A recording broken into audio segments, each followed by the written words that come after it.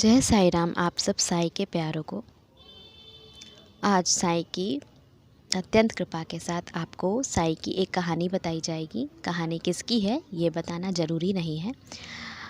उम, बस हम वहाँ से क्या सीखते हैं ये ज़रूरी है।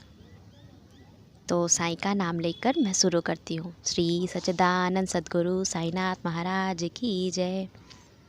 ना तुलना कीजिए, ना निंदा कीजिए, ना किसी का मजाक उड़ाइए, क्योंकि हर किसी का दिन बदलता है और आपने जो किया है वही आपके पास लौट कर आता है।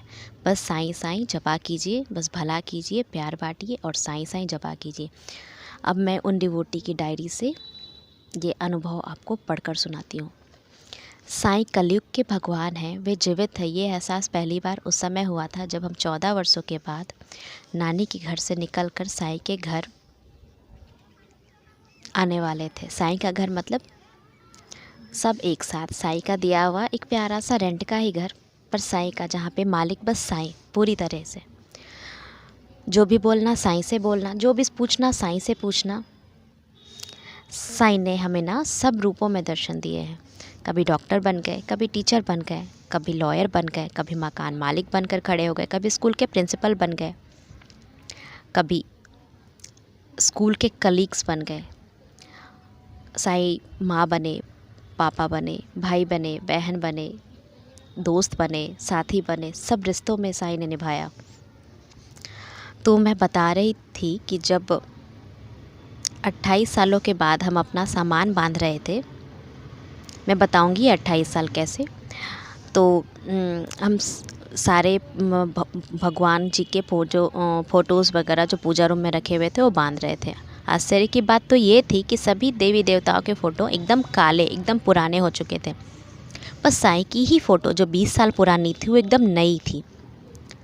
लगता था जैसे कल ही की खरीदी हुई है। साईं अभी भी जीवित है, ये इस बात का प्रमाण था। और वह मेरे कष्टों को हर रहे थे, ये भी उन्होंने प्रमाण दिया था। और साईं हमसे बिना कारण बहुत प्यार करते हैं। साईं हमारे लाइफ में इसलिए नहीं थे या हैं कि हम अच्छे हैं, बल्कि इसीलिए हैं क्योंकि साईं बिना कारण ही सबसे प्यार करते हैं। वो दया के सागर हैं। कहानियाँ साईं की कई हैं मेरे जीवन में, पर मैं वो कृपा साईं की सुनाऊंगी जिससे आप जान जाएंगे कि हमारे पास जीवन में कुछ हो या ना हो, पैसे हो या ना हो, बहुत सपोर्ट किसी का हो या ना हो, पर अगर अपने थोड़ी सी भी ईमानदारी किसी चीज़ में दिखाई है तो या फिर कह सकते हैं हमारे पुराने जन्मों के कुछ अच्छे कर्म रहे होंगे जिसकी वजह से साईं साथ देने आ जाते हैं। जो बहुत कष्ट में होता है साईं उसके जीवन में अपने आप आते हैं, उनको कष्ट से उबारने के लिए, उनको खुशियाँ देने के लिए, उनके जीवन को सुंदर बनाने के लिए। उस दिन 4 जून 2004 का दिन था। मैं स्कूल में थी, पर मन में बहुत घबराहट, बहुत बेचैनी लग रहा था कि आज कुछ तो ज़रूर बुरा होगा। जब घर आई तो सचमुच वही नज़ारा था। मम्मी फिर से रोती हुई, गाल सूजे हुए। अब लग रहा था कि बस अब हो गया, अब इन सब चीज़ों से निकलने का वक्त आ गया है। साईं की कृपा जब बरसती है ना, तो पहले सबके साथ नहीं होता चूँकि ऐसा, लेकिन हमारे साथ ऐसा हुआ था। तो पहले खूब आंधी तूफान आती है, इसके द्वारा साईं हमारे कर्मों को धो देते हैं, फिर सुंदर जीवन देते हैं। साईं की फ़ोटो हमारे पास थी, जो मम्मी यूं ही ले आई थी उनके ससुराल में, एक कमरा जो हमें मिला था रहने के लिए, जिसमें सूरज की रोशनी तक नहीं आती थी, पर साईं बैठे थे ना वहाँ पर। हम अनजान थे साईं से, पर साईं हमसे अनजान नहीं थे। तो उस दिन की बात है, शाम को पता नहीं कैसे मामा मामी हमारे अचानक ही घर पर आ पहुँचे। मम्मी का चेहरा सूजा हुआ था। मामा ने पूछा उनसे कि क्या हुआ, तो मम्मी ने बताया कि पापा ने उनको मारा था क्योंकि वो शराब पीने के लिए मम्मी से पैसे मांग रहे थे। मामा ने कहा बस अब हो गया, बहुत हो गया, अब तुम लोग यहाँ नहीं रहोगे। और बस मुझे अब कल के सुबह का इंतज़ार था, क्योंकि नानी घर जाना मुझे बहुत पसंद था, बहुत बहुत ज़्यादा, कि कब ये चिड़िया इस कैद से उड़ जाएगी, कब गालियों और मार की चीख बंद होगी। सुबह हुई, हम सब बस मामा के घर जाने के लिए निकल पड़े। फिर हम लोग उनके घर गए। कोर्ट में जाकर मामा ने केस दर्ज कराया। एक तरफ मन खुश था कि उस कैद से बाहर हूँ मैं, और दूसरी तरफ मेरा स्कूल, मेरे दोस्त जो उस समय मतलब सच्चे लगते थे, लेकिन आज पता चलता है ये दुनिया माया की है। अब बस साईं ही सच्चे हैं। और 10th की मैट्रिक की परीक्षा, 14 साल की थी मैं उस समय, और सब छोड़ के हमें मामा के घर पे जाना पड़ा, क्योंकि ये साईं की मर्ज़ी थी। जब साईं हमारे जीवन में होते हैं, मतलब जब हम सब कुछ भगवान पे ही छोड़ देते हैं, तो भगवान हमारी जिम्मेदारी उठा ही लेते हैं। मेरी मम्मी ने सब कुछ छोड़ दिया था बाबा भगवान पे, सब कुछ, क्योंकि उसके बस में कुछ था ही नहीं, बस वो अपने कर्तव्य को करती थी। तो और मम्मी के ससुराल में ना, मम्मी को छोड़ कर के ऐसा कोई भी इंसान नहीं था जो हमारे जीवन में कुछ अच्छा दे सके, हमें हौसला दे सके। साईं ने उस गटर से हमें बाहर निकाला, और निकालना चाहते थे, इसीलिए उन्होंने निकाला। कुछ चीज़ें ना हमारी नियति में तय होती हैं, जिसे हम बदल नहीं सकते। ये नियति थी मेरी माँ की शादी, जिसने मेरी माँ को पूरी तरीके से तोड़ दिया था, पर फिर पूरी तरीके से मजबूत भी बना दिया। और साईं की अत्यंत अत्यंत अत्यंत कृपा मिली। मैंने कहा कि मैं बस 14 साल की थी, 10th की परीक्षा लिखनी थी, मेरा स्कूल छूट चुका था, खुद से पढ़ती थी मैं। मेरे जीवन में कोरोना 2004 में ही आया था, इसीलिए इस कोरोना से मुझे ज़रा सा भी डर नहीं लगा था, क्योंकि 2004 और कई कितने साल 2004 के पहले और उसके बाद भी जैसी स्थिति थी, उसका बयां मैं यहाँ नहीं कर सकती। हमारे कर्म ही हमारे सुख दुख के कारण बनते हैं, और हम बेकार भगवान को दोष देते हैं। बस 2 महीने जो मेरे मामा जी ने मेरे लिए ट्यूशन रखा था, दो 2-3 नहीं, 2 से ज़्यादा, कुछ 3-4 महीने मैं ट्यूशन पढ़ा था, वो मैथ्स की पढ़ी थी। हमारे पास उस समय कोई फ़ोन वगैरह नहीं होता था, ना ही कीपैड था कि हम किसी से हेल्प ले सकें। लेकिन साईं तो दयालु, उन्होंने संभाला मुझे। मेरे 10th की नैया पार लगाई बाबा ने। और बात ये थी कि दोबारा हम उस घर में जाकर नहीं रह सकते थे जहाँ से निकल गए थे, क्योंकि उसके पीछे कई कारण थे। वो गहराई, वो दर्द मैं यहाँ नहीं बता सकती, इसीलिए बस नहीं बता रही हूँ।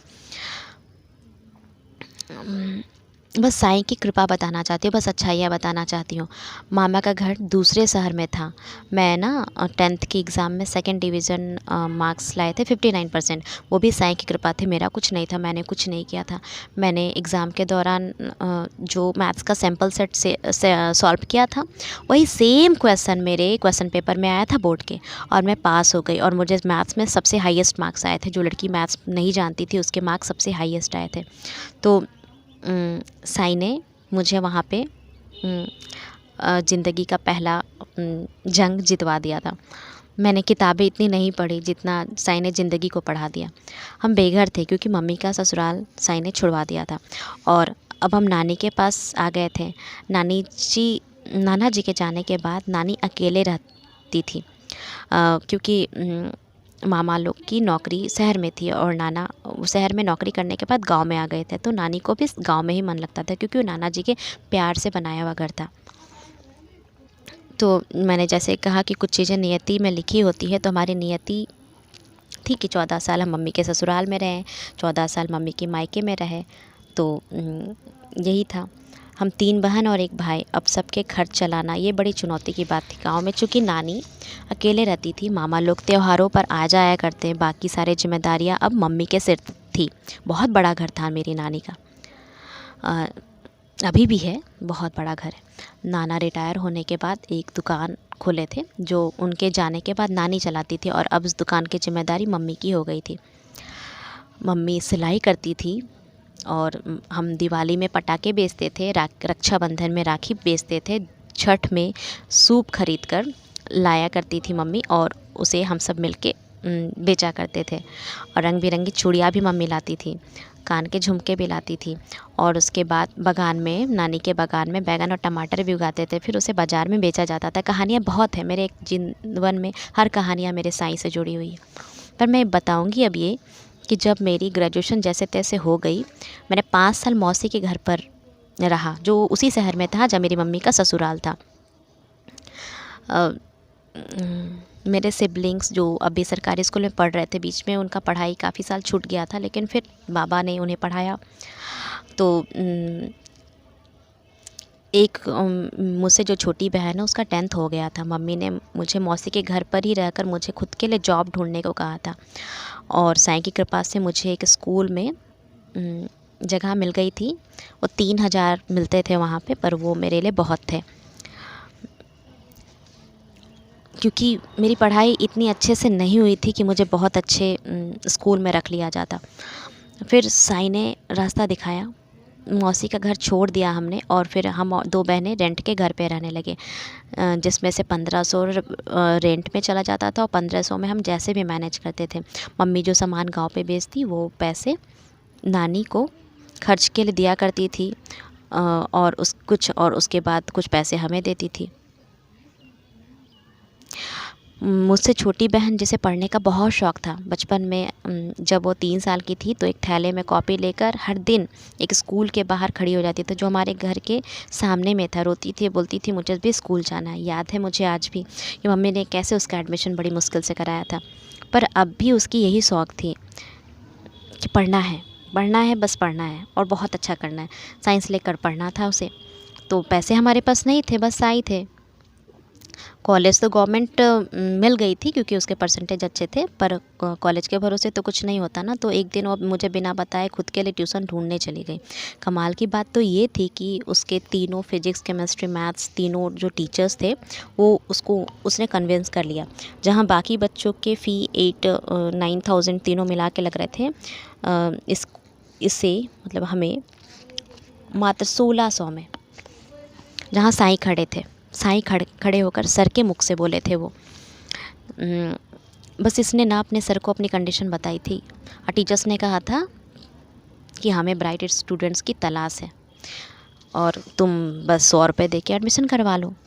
तो ये कृपा बस साईं की थी और किसी की नहीं। जब मेरी बहन की किसी फ्रेंड ने जाकर सर से मात्र मतलब कहा था कि सर 1000 रुपीज़ माफ़ कर दीजिए, तो सर ने कहा था नहीं, अब नहीं हो सकता है। यहाँ पर साईं ने अपना वचन निभाया। भार तुम्हारा मुझ पर होगा, वचन अब मेरा झूठा होगा। निभाते हैं बाबा अपने हर वचन। बाबा 11 वचनों में नहीं बंधे हैं। बाबा अथाह है, अनगिनत वचन है बाबा की। कैसे कब किसे सहायता पहुँचाएंगे वो कोई नहीं जानता। मात्र 1600 में 12th की पढ़ाई कर ली मेरी बहन ने। हम बिना पैसे के, बिना किसी सपोर्ट के, पर साईं ने सिखाया कि साईं से बड़ा सपोर्ट किसी का नहीं होता। ऐसा नहीं था कि हमने अपने रिश्तेदारों से मदद नहीं मांगी, मांगने गए थे। मुझे अपनी फ़ीस जब भरनी थी तो मैं गई थी मांगने के लिए, तो मुझे शराबी की बेटी कहकर मजाक उड़ाया गया था। हमारी जिम्मेदारी लेने को कोई तैयार नहीं था। मम्मी उस घर से नहीं निकल सकती थी नानी को छोड़ के। हमारे पास छत नहीं था और हम शहर में रहने लायक नहीं थे कि हम शहर पे उतना बियर कर पाते हर किसी का खर्च, क्योंकि मैं भी थोड़ा सा कमाती थी और नानी को सपोर्ट की ज़रूरत थी। ये नियति थी। नानी को देखने के लिए कोई नहीं था उस समय, इसलिए मम्मी को उतने दिन रहना पड़ा। तो साईं ने हमारी जिम्मेदारी उठाई थी। मेरी मम्मी बहुत हिम्मत वाली है। मेरी मम्मी हर पूजा पाठ बड़ी श्रद्धा से करती है। उन्हीं के अच्छे कर्मों का फल था कि साईं ने हमें अपनाया। मुझे ना जीवन में किसी से कोई शिकायत नहीं, बल्कि मैं शुक्रगुजार हूँ उन सब लोगों का जिन्होंने मेरा साथ नहीं दिया, हमारी जिम्मेदारी नहीं उठाई। उन लोगों ने ही तो हमें साईं के करीब किया। उनकी वजह से साईं ने हमारी जिम्मेदारी ली। अगर वो हमारी मदद करते तो आज हम उन पर निर्भर होते, वो हम अपना एहसान गिनवाते रहते। मेरी शादी कहीं और कर दी गई होती उनके हिसाब से, लेकिन मैं आज आज़ाद हूँ मेरे बाबा की वजह से, जो मेरे पिता है। इसलिए सब अच्छे के लिए ही होता है। इस बीच मेरी मौसी जो मुझे बहुत प्यार करती थी, उन्होंने मेरा टिकट बुक करवाया था शिरडी जाने का। मुझे उनकी वजह से शिरडी पहली बार जाने का मौका मिला था 2010 में। बाबा कहते हैं चढ़े समाधि की सीढ़ी पर, पैर तले दुख की पीढ़ी पे, इसलिए साईं ने मुझे खींच लिया। मुझे बहुत रोना आ रहा था उस वक्त, क्योंकि अगर मैं जाती तो मेरे स्कूल के पेमेंट कट जाते, फिर रूम रेंट कैसे देते। मैं नहीं जानती थी साईं की कृपा और साईं को, पर बाबा मुझे कई जन्मों से जानते थे। मैं रोते रोते गई थी। कैसे चलेगा पूरा महीना, ये मैं सोचते सोचते गई थी, क्योंकि वो लोग 15 दिन के लिए जा रहे थे। पूरा महाराष्ट्र, औरंगाबाद और बहुत जगह घूमना था उन्हें। मैं बहुत दुखी थी, बहुत ज़्यादा। शिरडी में कदम रखना सबसे ज़्यादा खुशनसीबी, सबसे ज़्यादा भाग्यशाली होने की बात होती है। मैंने बाबा को बहुत दुख वाले मन से दंडवत प्रणाम किया था। मैं नहीं जानती थी कि इसकी कृपा, बाबा की कृपा की बात, बाबा की कृपा अलग ही शब्द नहीं होते। हमारे पास बाबा थे पहले से फ़ोटो के रूप में, और बाबा की एक पेंडेंट भी जो मुझे किताबों के बीच में से मिली थी, जो पेंडेंट मैंने अपने गले में आज भी पहन के रखी है और मैं उसे अपनी आखिरी सांस तक खुद के साथ ही रखूँगी। साईं मैं क्या ही कहूँ, साईं क्या है। तो शिरडी में मैंने बाबा की 3 मूर्तियाँ मैंने नहीं ली, साईं ने मुझे दिलवाया था 3 मूर्तियाँ। और वो साईं थे, साईं खुद आए हमारे साथ। और उसमें से एक मूर्ति हमने अपने रेंटेड रूम में रखा, दूसरी एक आंटी को दी थी जो भी बहुत कष्ट में थी, वो बाबा गए थे, मैं नहीं देने वाली। और तीसरा मेरे नानी के घर पे जहाँ मम्मी रहती थी। साईं हमारे साथ हर पड़ाव में थे, हर पड़ाव में। और उसके बाद साईं वहाँ से हमारे साथ चल पड़े। जब मैं वापस आई ना, तो जिस पैसे के लिए मैं डर रही थी कट जाएंगे, वो सैलरी में ना मुझे एक्स्ट्रा बोनस के रूप में मुझे ऐड करके मिल गया था। मेरे जीवन में एक एक कदम पर साईं हैं, क्योंकि साईं ने हमारी जिम्मेदारी उठाई है। हमारे कर्म बहुत बुरे थे, पर साईं हमारा रहमदिल है। फिर अब मेरी छोटी बहन की भी 10th हो गई थी, अब वो भी हमारे साथ रहने वाली थी, क्योंकि गांव में कोई कॉलेज नहीं थी, नानी तो गांव में रहती थी ना। अब हम 3 थे और कमाने वाली मैं अकेली। साईं की कृपा से मुझसे ट्यूशन मिले थे, जो मैं 3,000 कमाती थी, अब वो 6,000 हो गए थे। इंक्रीमेंट हुई थी स्कूल में भी, और कुछ ट्यूशन से भी हो जाते थे वो पैसे। बाबा का आशीर्वाद था, कोई एक्स्ट्रा सपोर्ट नहीं था। पर साईं ने कभी हमें भूखा नहीं सोने दिया। जिस चीज़ का भी मन होता कभी खाने का, तो कहीं ना कहीं से बाबा भिजवा देते थे। मम्मी नानी की देखभाल करती और भाई को देखती और अपना बिजनेस चलाती। मेरा छोटा भाई बचपन में ही बहुत बड़ा हो गया था। जूते फटते तो वो खुद हाथ से सिल के जाता, जूते के फीते ख़राब होते तो उसमें रस्सी बनाकर फीता बनाकर रस्सी का फीता बनाकर बांध के स्कूल चला जाता था। सबकी ज़िंदगी साईं ने संवारी। मेरे भाई की कहानी साईं की कृपा उस पर कैसे हुई कभी और बताऊंगी। एक बार ऐसा हुआ था कि मेरी मम्मी ना चिंता और कष्ट से इतनी परेशान हो गई थी कि उनके बॉडी में ब्लड बिल्कुल भी ख़त्म हो गया था। पर बाबा ने मम्मी को चलाया, मम्मी को हमारे लिए चलाया। मेरी मम्मी बहुत हिम्मत वाली है। बाबा डॉक्टर बनकर मम्मी को उदी देकर ठीक रखे। हाँ, कुछ डॉक्टर के पास गई थी, लेकिन इतने खर्चे नहीं हुए थे। बाकी मम्मी उदी से ही अपने आप को ठीक रखी हर कंडीशन में। मम्मी नहीं, बाबा ने रखा। तो अब हम 3 थे, शहर में रहते थे, एक ही फ़ोन था, हम बारी बारी से उस फ़ोन को अपने ज़रूरत के हिसाब से इस्तेमाल करते थे। मैंने जब ग्रेजुएशन किया ना, तो मैं बस 20 साल की थी, और एक 20 साल की लड़की जिसे खुद चलना नहीं आता, उसे बहनों को पढ़ाना लिखाना समझदार बनाना सब कुछ करना था, दोनों को समझाना सिखाना। पर सच कहती हूँ, मैंने कुछ भी नहीं किया। साईं ने मेरे द्वारा सब कुछ किया, साईं ने ही किया। उनको जब दुख होता किसी बात से, तो साईं मेरे द्वारा उनको समझाते, प्यार करते, डांटते। मुझे गृहस्थी चलाना नहीं आता था, कितने पैसे किसे देने हैं, कहाँ खर्च करने हैं, पर सब साईं ने सिखाया। एक अदृश्य शक्ति के रूप में, कभी साक्षात मनुष्य के रूप में। बाबा हर जगह मेरे बगल में रहते थे। कई बार साईं का साक्षात्कार हुआ। एक बार की बात बताऊंगी। मैं गई थी राशन लाने, वापस लौटने समय जिस रिक्शे पर मैं आ रही थी, वो रिक्शा चालक बनकर साईं हमारे चावल की बोरी लेकर आए थे और मुझे से दक्षिणा लिया था, ये कहकर कि तुम मुझे क्या दोगी। तो मैंने उनको 5 रुपया पहले से बढ़ाकर दिए थे, पर वो कहने लगे कि मुझे तुम क्या दोगी। तो मैंने कहा मैंने आपको दिया है। तो बोलते मैं मांगता नहीं, मैं बस मन देखता हूँ, मन टटोलता हूँ। पापा ने वैसे ही रेशमी कपड़े पहने थे जैसे वो मंदिर में पहनते हैं। सीढ़ियों से नीचे उतरते समय उन्होंने पीछे मुड़कर मेरी तरफ देखा, मैं भी उनके तरफ पीछे पीछे खींची चली आई और उन्होंने कहा मैं लक्ष्मी नारायण हूँ, मैं लक्ष्मी नारायण हूँ, 2 बार कहा। मैं बिल्कुल एकदम शॉक्ड थी कि रिक्शे वाले ऐसे क्यों बोल रहे हैं, पर मैं समझ नहीं पाई थी। पर ना दूसरे दिन मैंने साईं की 108 नामावली पढ़ी, जो तो उसमें दूसरा नाम जो था वो लक्ष्मी नारायण था। तब मैं समझी कि बाबा आए थे। कभी बाज़ार जाऊँ, सब्जी लाने जाऊँ, कहीं बारिश हो रही है कहीं रुक जाऊँ, तो जब बोलूँ कि मैं साईं मेरे जीवन में आ गए थे, साईं मेरे मुंह पे उतर गए थे, साईं ही जपती थी, तो मैं बोलती थी बाबा बारिश रोक दो। तो कैसे पता नहीं कोई आकर बगल में मेरे खड़े होते थे, वो बारिश रुक जाता था। मैं उस एहसास को अपने शब्दों में नहीं बयां कर सकती हूँ। जब हम जिस जगह पे रहते थे, साईं वहाँ डंडा लेकर हमारे बाहर बैठे रहते, हमारी रखवाली करते। एक बार नहीं, कई बार मैंने महसूस किया है। एक बिस्किट के 4 टुकड़े कर कर खाना बाबा ने सिखाया। एक टुकड़ा, एक हिस्सा साईं का, जो चिड़िया खाती, या और बाकी 3 हिस्से हम तीनों बहनें के हुआ करते हैं। हमारा रेंट, राशन का पैसा, सब्जी वाले का पैसा, दूध लेते तो दूध वाला का पैसा बाबा ने और स्कूल की फ़ीस, कॉलेज की फ़ीस बाबा ने कभी बाकी नहीं रहने दिया। महीने ख़त्म होने के अंत तक साई ने वो सब समय से पे करना सिखाया। और ये मेरी मम्मी के भी गुण थे। हमारी छोटी बहन भी साइंस लेकर ही पढ़ी। कमाने वाली मैं ही थी। मैं भी अपनी कंपटीशन की तैयारी कर रही थी। हमारा सुबह 5 बजे हो जाता था। मैं अपने कुछ काम करके और फ्रेश हुआ करके, नहा धोवा करके कोचिंग जाती, आकर नाश्ता करती, स्कूल जाती पढ़ाने। फिर स्कूल से आने के बाद ट्यूशन पढ़ाती, फिर खुद पढ़ती और बाकी काम हम तीनों मिलकर करते थे। साई ने हमें बहुत सुंदर जीना सिखाया है। हम हमेशा अपना खाया हुआ थाली खुद ही धो लेते हैं। हमारा भाई भी धोता है ताकि काम का बंटवारा हो जाए, किसी एक पर बोझ ना बने। मेरे से जो छोटी बहन बीएससी करने के वक्त साई ने उस समय भी उसे फ्री में पढ़ाया और मतलब ये बहुत अच्छे टीचर थे। और उस अच्छी बात तो ये थी कि वो टॉप 10 रैंक लाई थी। छोटी बहन जो है हमारी, तो उसके ट्यूशन फ़ी देने में थोड़े दिक्कत आए थे। तो उसके लिए क्या करते थे ना, जब तक हम फ़ी दे पाते थे देते थे, और जब टीचर बहुत ज़्यादा बाकी का फ़ी मांगने लगते लास्ट, तो वो छोड़ देती थी, खुद से पढ़ती थी फिर। पर सुंदर बात ये थी कि हम रुके नहीं। साई ने मुझे खड़ा रखा था, पर सब साई ने संभाला था। आज भी हमारी पूरी जिम्मेदारी साई की ही है। हमारे पास कोई सेविंग, कोई सपोर्ट कुछ नहीं था। और आज है, आज मतलब उतने परेशानियों के बावजूद भी मम्मी के एलआईसी चलते थे। मम्मी से सेविंग कर कर के एलआईसी चलाती थी, आज भी मम्मी चलाती है।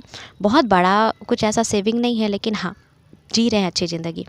अभी तो साई कृपा से हम पाँचों माँ, हम तीनों बहनें भाई एक साथ रहते हैं। हाँ, रेंट के ही घर पर साई का घर है ये, जहाँ साई की चलती है। बहुत मुश्किल था हमारे लिए वो समय, जब हर कोई अपने स्वार्थ में फंसकर बस नहीं चाहता था कि मम्मी वहाँ से निकले, नानी के घर से।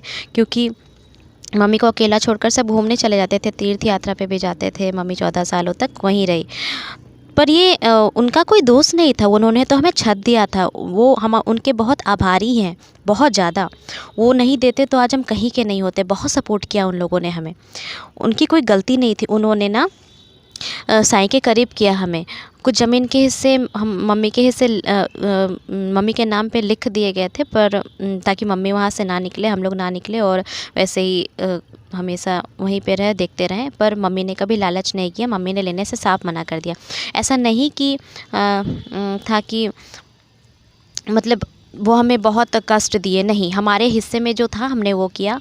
और वो बराबर साथ देते थे हमारा, जो भी उनसे जो बन पड़ता था वो करते थे हमारे लिए। पर ना कोई भी इंसान आपकी बहुत ज़्यादा मदद नहीं कर सकता, क्योंकि एक दायरा होता है जो भगवान का बनाया होता है, उसके अंदर कोई नहीं घुस सकता, क्योंकि वो प्रकृति के नियम के खिलाफ हो जाएगा। असल में साईं के सिवा कोई भी आपकी मदद सच में नहीं कर सकता है। साईं ने हमें बनाया, मेरी दोनों बहनों को, मेरे भाई को, आत्मनिर्भर और समझदार। आज हम सब मिलकर साईं की कृपा से घर चलाते हैं। हमारी औकात नहीं कुछ भी, वो तो साईं ही जो हमें खिलाते हैं। हमारी ज़िंदगी के कष्ट तकलीफ़ ना आते हैं कि वो हमें अच्छे से जीवन जीना सिखा दे, संवारने के लिए आते हैं वो सब। साईं वो कष्ट वाले दौर नहीं लाते तो आज हम छोटी से छोटी चीज़ का अहमियत नहीं समझ पाते। लोग हमें छोड़कर चले जाते, इसलिए नहीं कि हमें कमज़ोर बनाना है, बल्कि इसीलिए ताकि हम भगवान को जाने, ईश्वर को जाने, समझे कि ये दुनिया बस माया है, सच तो बस साईं है।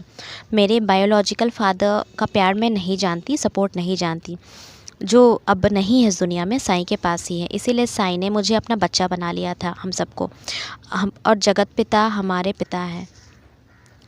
भगवान पे भरोसा ऐसा रखिए कि ईश्वर आपके जीवन में जो भी परिस्थितियाँ दिए हैं वो आपका जीवन संवारने के लिए है। मेरी माँ बड़े अरमानों के साथ शादी के बाद आई थी, पर किसे पता था कि वो नर्क में जाने वाली है।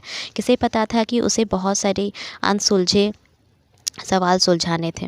पर मेरी माँ कभी अपने कर्तव्यों से नहीं हटी। वो पापा से बहुत प्यार करती थी, बहुत ज़्यादा, और उसे ही अपना देवता मानती थी।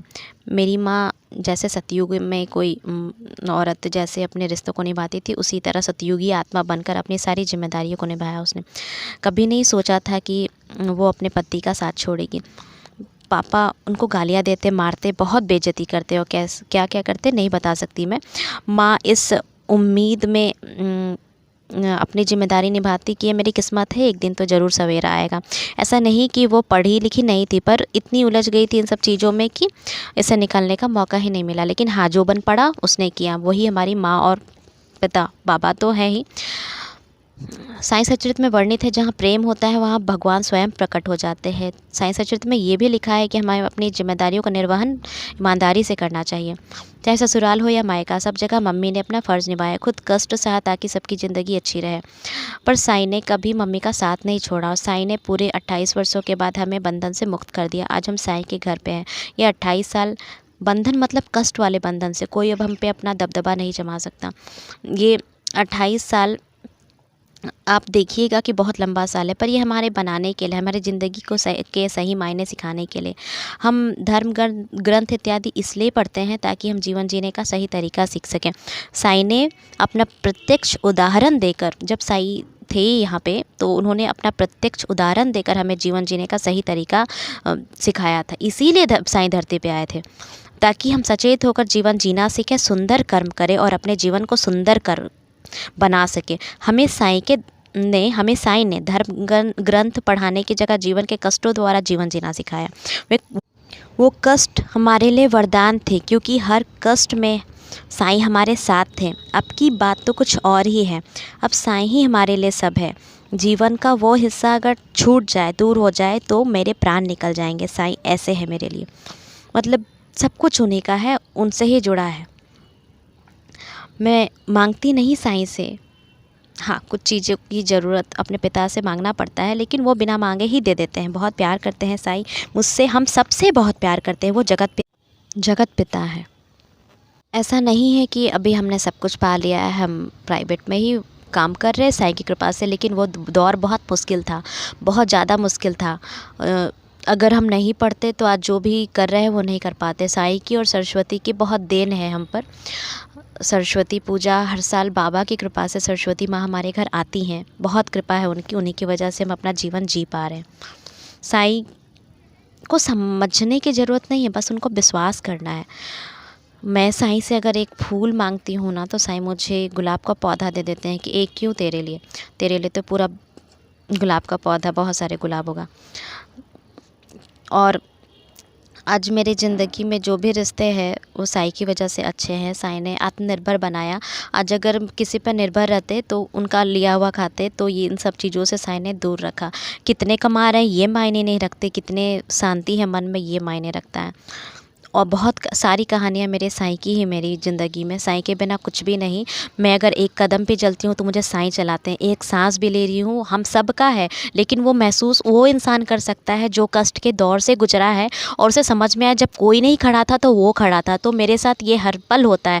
अब मैं मतलब बाबा की ही बच्ची हूँ, क्योंकि मेरे जीवन में कोई ऐसा नहीं था जो मुझे समझ सके, मुझे उठा सके, मुझे बना सके, मुझे संवार सके। कोई नहीं देखने के लिए था।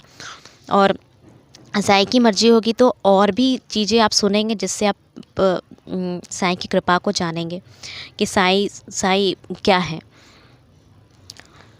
मैं बस आपको एक बात और बताना चाहती हूँ कि अगर सच में साईं की सच्ची कृपा पानी है ना, विश्वास रखिए अपने भगवान पर, अपने हिस्से के दुख दर्द को स्वीकारिए। शक्ति देंगे वो आपको, रास्ता देंगे वो। हमने ना रास्ते मांगे थे, मतलब हमें रास्ते की ज़रूरत थी, हम मेहनत करने को तैयार थे। और हर कोई अगर मेहनत करने को तैयार है, काम छोटा या बड़ा ये मायने नहीं रखता। हम बस हिम्मत रखनी चाहिए हमें कि हाँ, हमें अपनी ज़िंदगी सुंदर बनानी है। बड़ी बड़ी चीज़ों में सुंदरता नहीं होती, छोटी चीज़ों। बाबा ने ये नहीं कहा कि बहुत सारा बना करके बहुत सारा ज़्यादा खाओ। बाबा ने कहा जो भी बना है उसमें बांट के खाओ। वो बाबा ने मुझे सिखाया कि कम रहे लेकिन संतुष्टि रहे। और बाबा ना खुद, अब जब आप थक जाएंगे तो बाबा खुद आपके लिए चलेंगे। आपको ना जो भी जिम्मेदारी आपको दी गई है उसे ईमानदारी से निभाइए। वर्तमान में देखिए कि हम क्या कर सकते हैं। कोई भी कुछ भी काम कर रहा है, घर की जिम्मेदारी हो, घर के रिश्तों को निभाना, घर की जिम्मेदारी से हम मुँह नहीं मोड़ सकते। बहुत ज़्यादा अति होता है, साईं खुद खड़े हो जाते हैं। कोई हमारे साथ ज़्यादती नहीं कर सकता। हमारे कर्मों का लेखा जोखा होता है जो हमें झेलना होता है, लेकिन हमारे साथ कोई उससे ज़्यादा नहीं कर सकता, क्योंकि साईं वहाँ खड़े होते हैं। साईं न्याय की मूर्ति हैं। कोई न्याय नहीं कर सकता हमारे कर्मों का, बाबा करते हैं। सच्चाई और अच्छाई का कीमत कोई नहीं चुका सकता साईं के अलावा। तो और वर्तमान में जीना सीखिए। भविष्य साईं के हाथ में है। अगर जिस चीज़ के लिए हम मेहनत कर रहे हैं वो मिलकर ही रहेगा। अगर आज अच्छा दिन नहीं है तो कल अच्छा दिन आएगा, क्यों जैसे दिन और रात होते हैं वो आएगा ही आएगा। बस भगवान पे विश्वास होना चाहिए कि वो रुला रहा है तो वो हंसाएगा। स्वर्ग और नर्क दोनों हम कहाँ देखेंगे? ये धरती पे ही देखेंगे। अगर आप आज नर्क जैसी ज़िंदगी जी रहे हैं तो स्वर्ग भी इसी धरती पे आपको साईं नसीब कराएंगे। अब हम पे निर्भर करता है कि हम कितनी श्रद्धा रखते हैं। कुछ चीज़ें छूटेंगी, बहुत चीज़ें छूटेंगी। तो छूटने का मतलब ये नहीं कि आपसे वो चीज़ दूर हो रहे हैं तो आपको दुख देने के लिए, बल्कि आपको नई चीज़ें और वो भगवान के हिसाब की चीज़ें मिलेंगी। वो आप उसमें जो सुकून और शांति मिलेगा जो आपने अपने से चुना है उसमें नहीं मिलेगा। तो विश्वास रखना है, बाबा पे बहुत बहुत विश्वास रखना है। वही है हमारे कर्ता धर्ता, पूरी दुनिया माया है। साईं के आदर्शों पे चलने की कोशिश करनी चाहिए। अगर अच्छा दिन आए ना तो ये मत भूलिए कि हमने कष्ट में क्या दौर से गुजरे थे, क्या हुआ था। वो सीख को याद रखिए कि किसने हमारे साथ क्या किया। हम वो दोहराएंगे नहीं, बिल्कुल नहीं करेंगे, ताकि दूसरे को वो हमारे शब्दों से, हमारी वाणी से दूसरे को चोट ना पहुँचे। निस्वार्थ भाव रखिए, निस्वार्थ भाव, सेवा भाव रखिए। मतलब अगर हम कुछ भी कर रहे हैं, अच्छा काम कर रहे हैं, अगर हम अन्नदान कर रहे हैं तो ये सोचिए ये कि कितने भाग्यशाली हैं हम कि ईश्वर ने मुझे इस काम के लिए चुना है। साईं ने मुझे अपने रास्ते पे चलने की हिम्मत दी, शक्ति दी, और उसी के कुछ अनुभव आप यहाँ पे सुन पाए। साईं आप सबको शक्ति दे, अच्छा स्वास्थ्य दे, समृद्धि दे, सफलता दे, और आपके दिल में बहुत सारी खुशियाँ दे। और साईं की कृपा होगी तो और भी आप साईं की कृपा ऐसे सुनेंगे। जय साईं राम। आप सब खुश रहे, मस्त रहे, व्यस्त रहे। बाबा की बहुत सारी कृपा आप पे हमेशा बरसते रहे। अगर आप भी हमारे साथ अपना कोई अनुभव साझा करना चाहते हैं या फिर कोई भी सवाल पूछना चाहते हैं या कुछ भी मैसेज करना चाहते हैं तो आप हमसे इंस्टाग्राम, ईमेल आईडी और व्हाट्सएप के थ्रू जुड़ सकते हैं। हमारी ईमेल आईडी है bandeheham@gmail.com।